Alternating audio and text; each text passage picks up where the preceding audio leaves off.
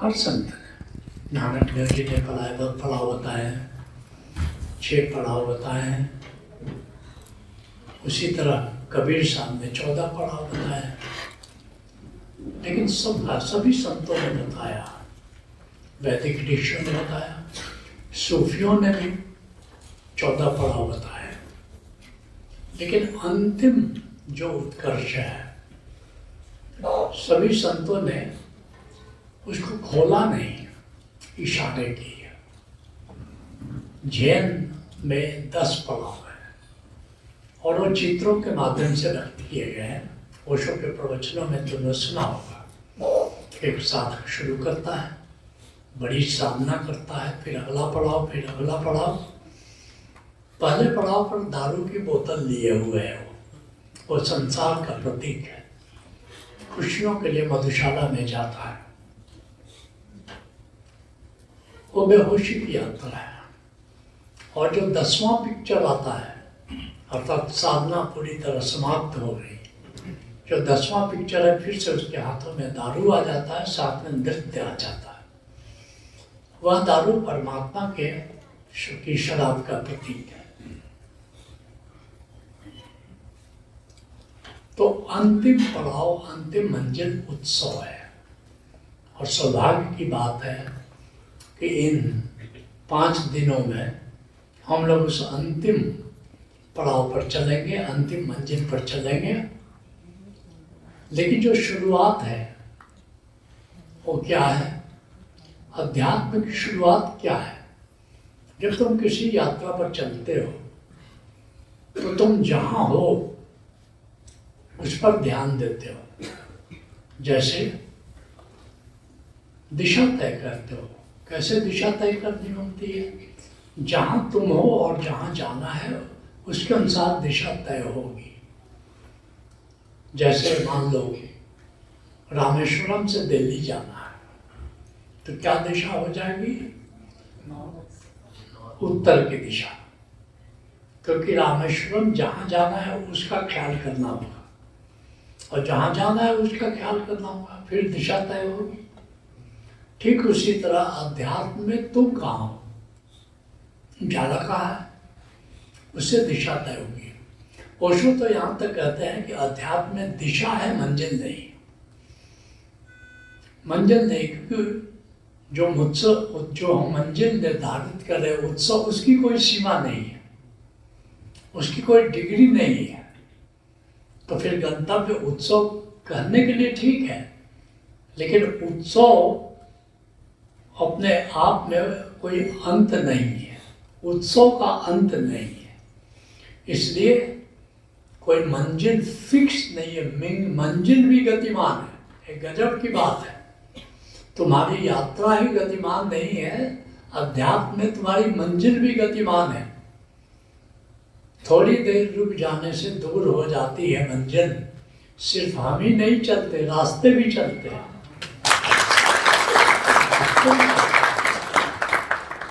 तो हमें पहली मंजिल अर्थात जहाँ हम हैं, पहले तो उसको ध्यान में देना होगा। गंतव्य मैंने बता दिया, मंजिल मैंने बता दिया, लेकिन हम कहाँ हैं? पहला सवाल तो यही है, हम कहाँ हैं? राइट। किसी ने कहा शिकायत में जीते हैं, शिकायत परम है। नहीं, शिकायत तो परिणाम है। शिकायत जो आप करते हैं उसका कारण कुछ है, कारण कुछ है। आप वहाँ पर हैं जिसके कारण शिकायत है। आप किसी ने कहा अहंकार में है, अहंकार में है। अहंकार बड़ी सूक्ष्म चीज है, जल्दी समझ में नहीं आती कि अहंकार क्या है। अहंकार कारण है जहां पर आप हैं, शिकायत कारण है जहां पर आप हैं। लेकिन हम पूछा आप हैं कहाँ? वहां होने के कारण ये सब है, तो कहाँ है? दर्शन जी ने बिल्कुल ठीक कहा, सारे संत यही कहते हैं, गौतम बुद्ध क्या कहते हैं, कहाँ से यात्रा शुरू करनी है? गौतम बुद्ध ने 4 आर्य सत्य का क्या कहा? जीवन दुख है, कहा या नहीं है? लोगों से पूछते थे कितने लोग राजी हैं कि तुम दुख में हो, तो कुछ लोग हाथ उठाते थे, कुछ लोग हाथ नहीं उठाते थे। तो जो हाथ नहीं उठाते थे उनको कहते थे तुम जाओ। जो दुख में है वहीं से यात्रा मैं शुरू करूंगा। जो दुख के आगे हैं वो तो चल ही रहे हैं, उनको हमारी जरूरत नहीं है। दुख है तो दुख का कारण है, कारण है तो दुख दूर होने की संभावना है, और संभावना है तो दुख दूर होने का उपाय है। तो हम सब जब यात्रा शुरू करते हैं तो हम दुख में हैं, ये मानना पड़ेगा, ये स्वीकृति कि इसलिए मैंने पूछा कि अभी की स्थिति छोड़ दो, जब तुमने शुरू किया तो तुम कहाँ थे? तो ये रियलाइजेशन तुम आराम से कर पाओगे कि हम दुख में थे, नहीं तो यहाँ आते ही क्यों? अगर आप आनंदित ही होते, उत्सव में ही होते, खुशी में ही होते, आने की कोई ज़रूरत नहीं थी। आप आए हो, यही बात सूचित करती है कि तुम दुख में थे। तो पहले तो दुख को समझो, फिर हमारी यात्रा धीरे धीरे कई पड़ावों से गुजरेगी, 5 पड़ावों से गुजरेगी, और अंतिम हम उत्सव तक पहुँचेंगे। तो रीढ़ की हड्डी जरा सीधी करो, बड़ी लंबी छलांग है, जैसे समुद्र के तट पर हो और तुमको हिमालय के शिखर पर जाना है। 0 फीट से शुरू करके 29,000 फीट से भी ऊपर जाना है। तो ये बताओ दुख क्या है? पहले तो इसको समझो, दुख क्या है? What is misery? अभाव की प्रतीति दुख है। अभाव दुख नहीं है, अभाव दुख नहीं है, अभाव में सभी जीते हैं। ऐसा कोई व्यक्ति दुनिया में नहीं है जो अभाव में नहीं जीता है। सारे गुण सभी के पास नहीं रहते, सारी सुविधाएं सबके पास नहीं रहती हैं क्या? किसी के पास धन है, किसी के पास पद है, किसी के पास प्रतिष्ठा है, किसी के पास काव्य सृजन की क्षमता है, कोई फुटबॉल बढ़िया खेल सकता है, कोई वैज्ञानिक है, लेकिन ऐसा कोई व्यक्ति नहीं है जो सब है। तो अभाव में तो सभी है, लेकिन अभाव दुख नहीं है। अभाव की प्रतीति दुख है कि ये मेरे पास नहीं है, ये मेरे कष्ट का कारण है, ये दुख हो गया। कबीर साहब थे, वे तो दुखी नहीं थे, न उनके पास धन था, न पद था, न प्रतिष्ठा थी। कबीर के पास था क्या? कुछ भी सांसारिक दृष्टि से। हमारे सूफी बाबा शाह कलंदर ने एक दिन मुझसे कहा कि चलो नदी चलते हैं, वहाँ उशरी नदी है, घूमने चलते हैं। हम कि चलिए। उनके पास उस समय 4 कपड़े थे, 2 लुंगी थी, 1 फटी हुई गंजी थी, या 2 फटी हुई गंजी समझ लो, और 1 कुर्ता था, बस, और कुछ नहीं था। तो गंजी लुंगी में रहते थे, पहनने को तो कुछ था नहीं। कुर्ता तब निकालते थे जब कहीं बाहर जाना होता था। तो उन्होंने अपने कुर्ता को डाला और चले। मैंने देखा कि इस व्यक्ति के पास कुछ नहीं है, बाथरूम भी नहीं था। बाथरूम के लिए भी उनको बाहर गली वली में कहीं जाना पड़ता था। मैंने कहा और लेकिन चले तो मैगल हाथी जैसा एकदम झूमते हुए। मैंने कहा बाबा थोड़ा ठहरो। शुरू की बात बता रहा, 1980 की बात बता रहा। मैंने कहा आपके पास है तो कुछ नहीं, 2 फटी गंजियां हैं, 2 पुरानी लुंगियां हैं और 1 धराऊ कुर्ता। मैंने कहा धराऊ कुर्ता समझते हो? जो किसान गांव वाले बाहर जाने के लिए एक आध कुर्ता ठीक ठाक कर रखते हैं, उसको कहते हैं धराऊ कुर्ता। वो कभी कभी निकालते हैं, और 1 धराऊ कुर्ता है। और आप चाल जो आप चल रहे हो, वो मैं कल हाथी जैसा मतवाला, इतना मस्त, इतना खुश, इतना आनंदित, ये बात मेरी समझ में नहीं आई। जब तक ये आप बताओगे नहीं मैं चल नहीं पाऊंगा, मैं यही सोचता रहूँगा। उन्होंने कहा मेरे पास जो है वो सम्राट अकबर के पास भी नहीं था, इसलिए इस तरह चल रहा है। अब वे कुर्ते का अभाव नहीं फील कर रहे हैं, वे कपड़ों का अभाव नहीं फील कर रहे हैं, वो बाथरूम का अभाव नहीं फील कर रहे हैं, तो वे दुखी नहीं है। लेकिन संसार की दृष्टि से तो दुखी है। तो अभाव दुख नहीं है, अभाव की प्रतीत करना, अभाव को महसूस करना, और ये तो अधिकतर व्यक्ति महसूस करता है कि तुम्हारे पास कार नहीं है, दुख का कारण नहीं है, लेकिन मेरे पास कार होना चाहिए तब मैं सुखी हो जाऊंगा, ये दुख है। कार नहीं होने का अभाव दुख है। तो अभाव की प्रतीति दुख है। गौतम ने कहा भिक्षुओं सुनो, मन ही सुख दुख का मूल अहो, जो है उसका करता न मान, जो नहीं मिला तो परेशान। मन है अशांत तो जो भी करो, आएगा दुख अनिवार्य हो। गौतम ने कहा भिक्षुओं सुनो, मन ही सुख दुख का मूल। मन, अभाव की प्रतीति, दुख की प्रतीति कौन करता है? हमारा मन करता है। क्या करता है मन? जो है उसका करता न मान। ये दुख का विज्ञान बता रहे हैं गौतम बुद्ध। जो तुम्हारे पास है उसको सम्मान नहीं दे रहे हो। पत्नी के बिना जितने बैचलर हैं सब अपने को दुखी मानते हैं कि काश मेरी शादी हो जाती, चाहे लड़की हो चाहे लड़का हो। लड़कियां तो सपने ही देखती रहती कि एक दिन एक राजकुमार मिल जाएगा, अब मिलता है तब पता चलता है। लड़के सपने देखते हैं कि एक दिन एक राजकुमारी मिल जाएगी, मेरे सपनों की रानी। मिलती है तो पता चलता है कांटों की रानी है, सपनों की नहीं। जो है उसका करता अनुमान, जो नहीं मिला तो परेशान। मन है अशांत तो जो भी करो आएगा दुख अनिवार्य हो। जो है उसका सम्मान आदमी नहीं करता, जो नहीं है उसकी फिक्र करता है। आदमी की सोच, आदमी का विचार जो है उससे संबंधित नहीं होता। विचार मात्र उस चीज के प्रति होता है जो तुम्हारे पास नहीं है।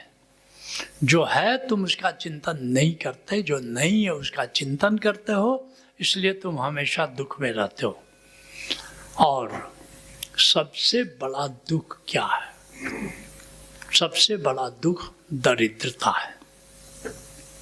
क्योंकि आर्थिक अभाव, अब दिक्कत होने लगेगी या नहीं? भोजन पानी की दिक्कत होने लगेगी, कपड़ा पहनने की दिक्कत होने लगेगी। तो आर्थिक रूप से दरिद्रता ये सबसे बड़ा दुख है, क्योंकि ये तुम्हारे सिर पर सवार रहेगा।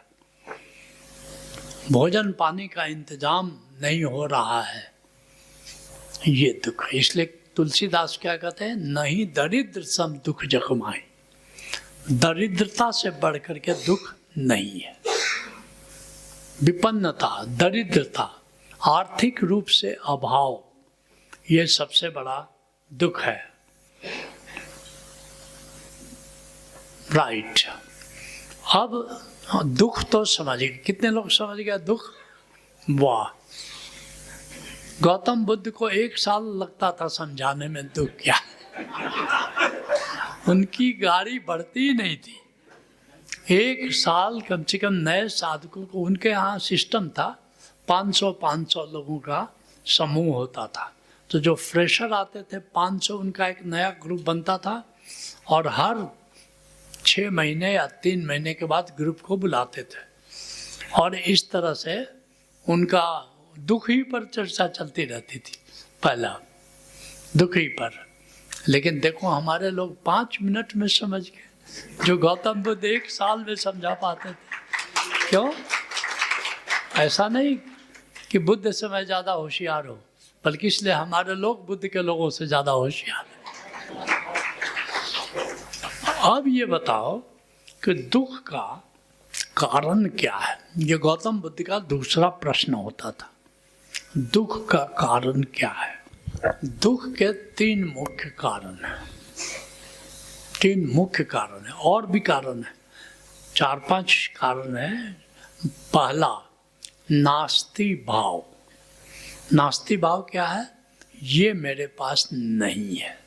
मेरी पड़ोसन के पास फ्रिज बढ़िया है, हमारे पास फ्रिज नहीं है।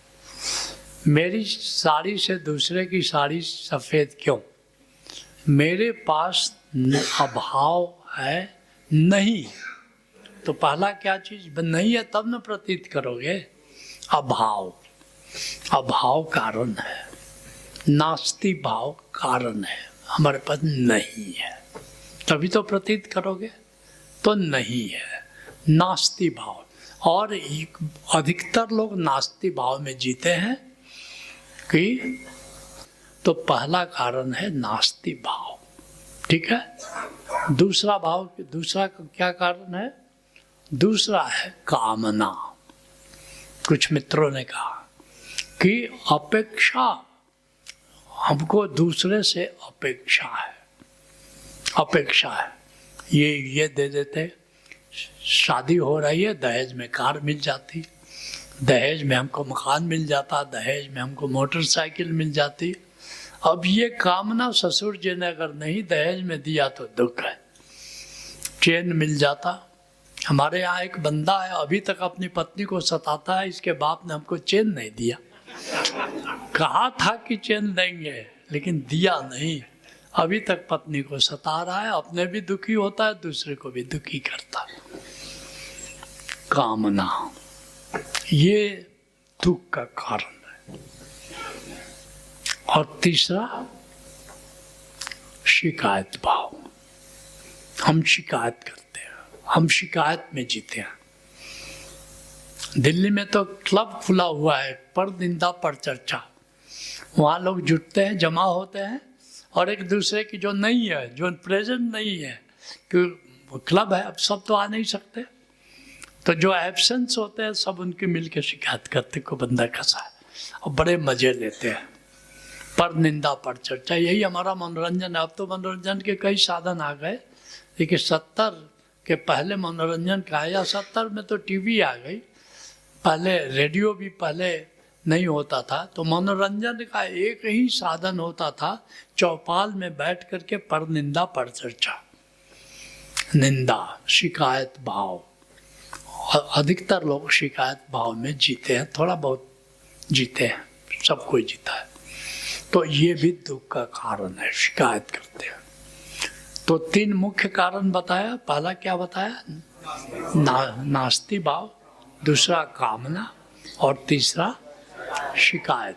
शिकायत में जीते हैं। और क्या है?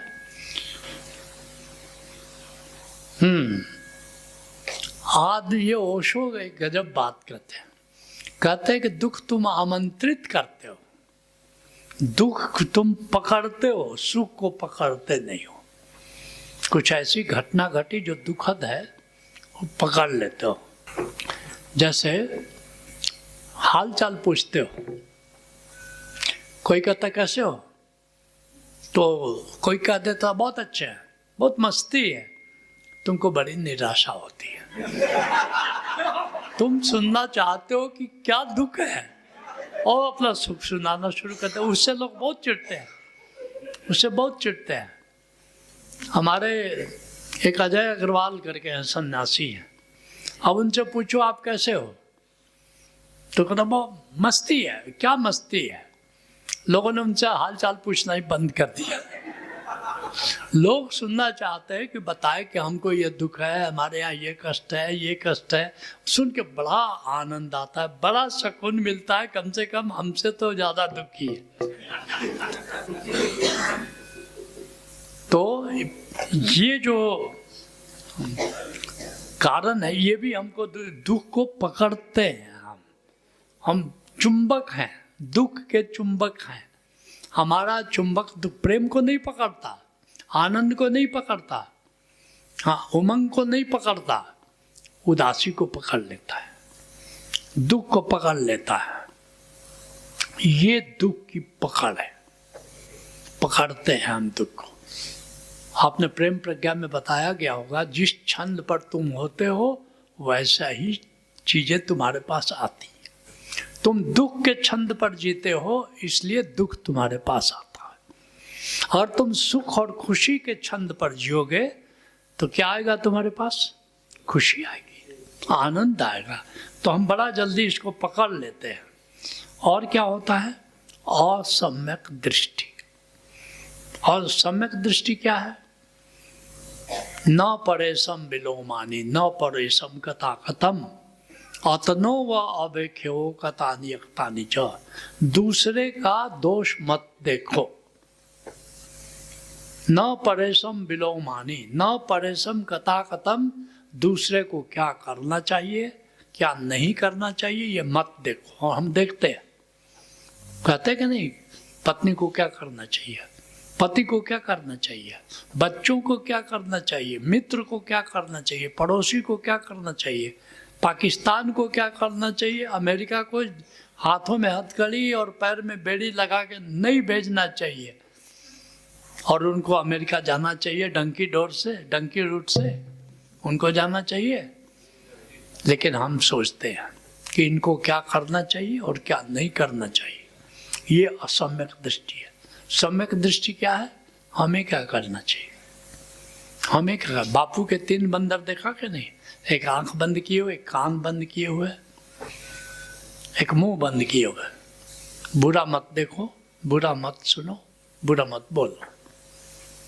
लेकिन हम बोलते हैं, हम देखते हैं, और देखते हैं, छिद्रान्वेषण करते हैं इसको।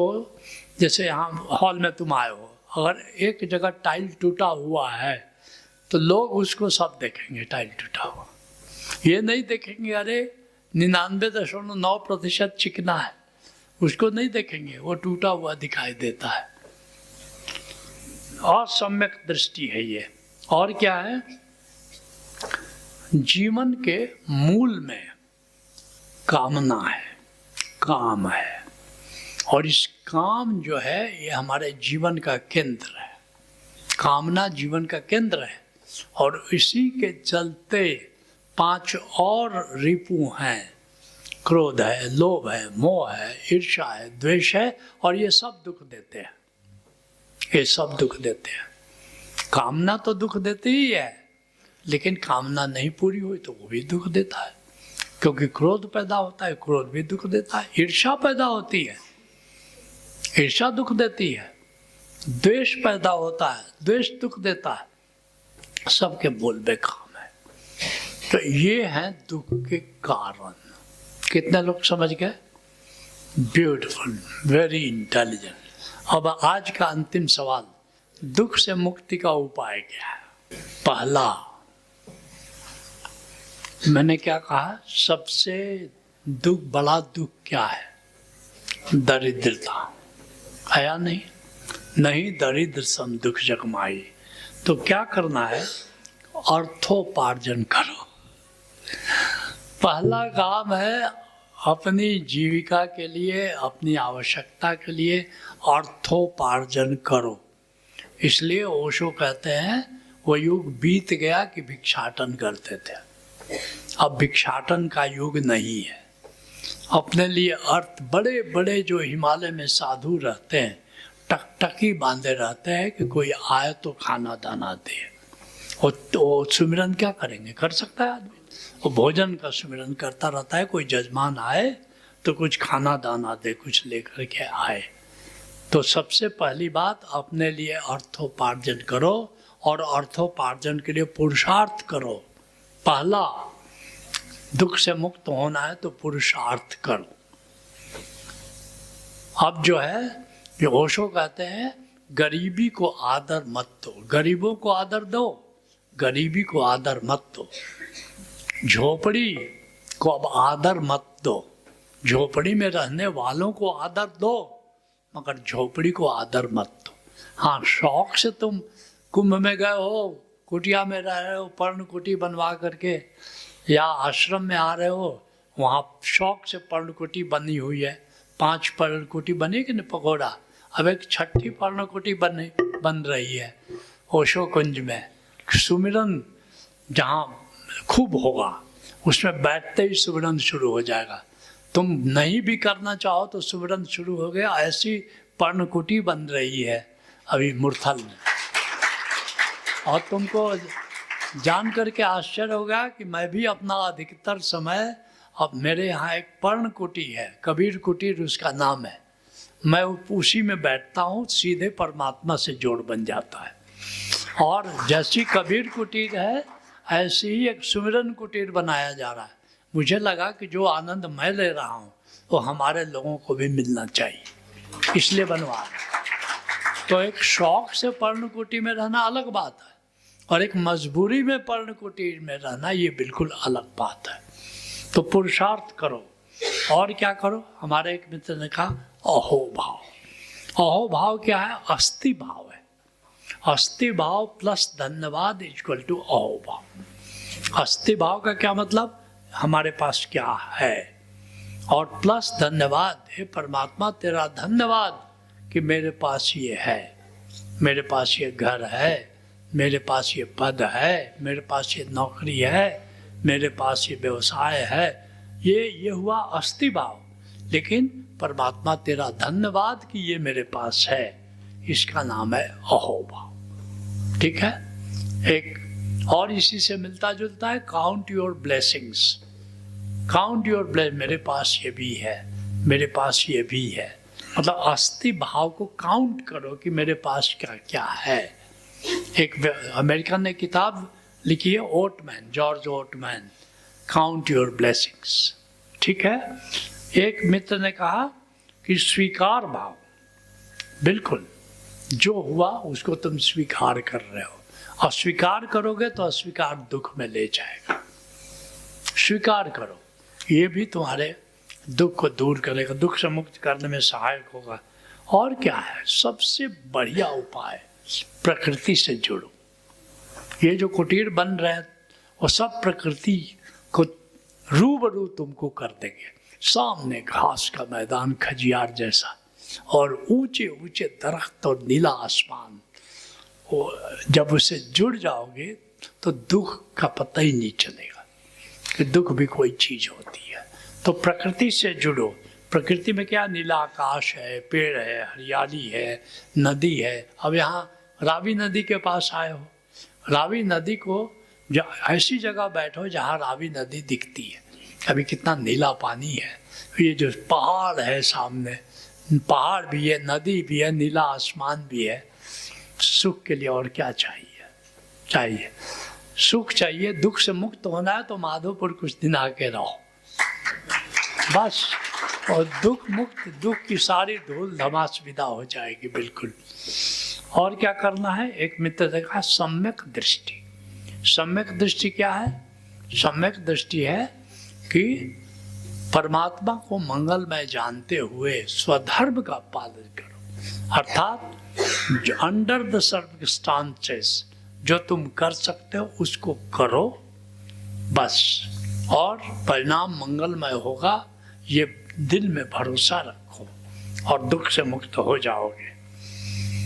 कबीर साहब क्या कहते हैं? बड़ी प्यारी बात कहते हैं। क्या कहते हैं? दुख सुख सबका परत है। सबको सुख और दुख पड़ता है, आते हैं। राम को भी पढ़ा, कृष्ण को भी पढ़ा, बुद्ध को भी पढ़ा, ओशो को भी पढ़ा। पढ़ा कि नहीं पढ़ा? तो सुख दुख सबको पड़त है, और पौरुष तजहु न मीत। लेकिन तुम अपना पुरुषार्थ मत छोड़ो। दुख आवे तब भी अपना पुरुषार्थ करते रहो, और सुख आए तब भी।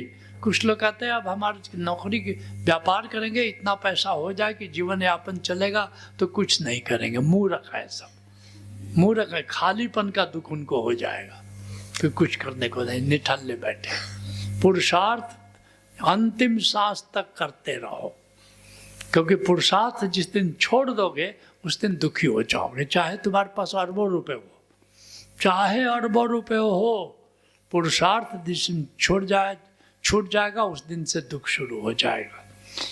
तो कहते हैं दुख सुख सबका परत है, पौरुष तजहु न मीत। मन के हारे हार है, मन के जीते जीत। तुम भीतर से हार गए तो तुम हार गए, लेकिन तुम सोचते हो कि आज ये संकट आया है, लेकिन हम पुरुषार्थ करेंगे, परमात्मा की कृपा होगी और हम निश्चित विजयी होंगे, हम होंगे कामयाब एक दिन। ये भाव छोड़ना नहीं, आशा नहीं छोड़नी है, आशा नहीं छोड़नी, कामना छोड़नी है, लेकिन परमात्मा से आशा, मतलब परमात्मा से आशा कि वो मंगलमय करेगा। हम पुरुषार्थ कर रहे हैं, वो मंगलमय करेगा।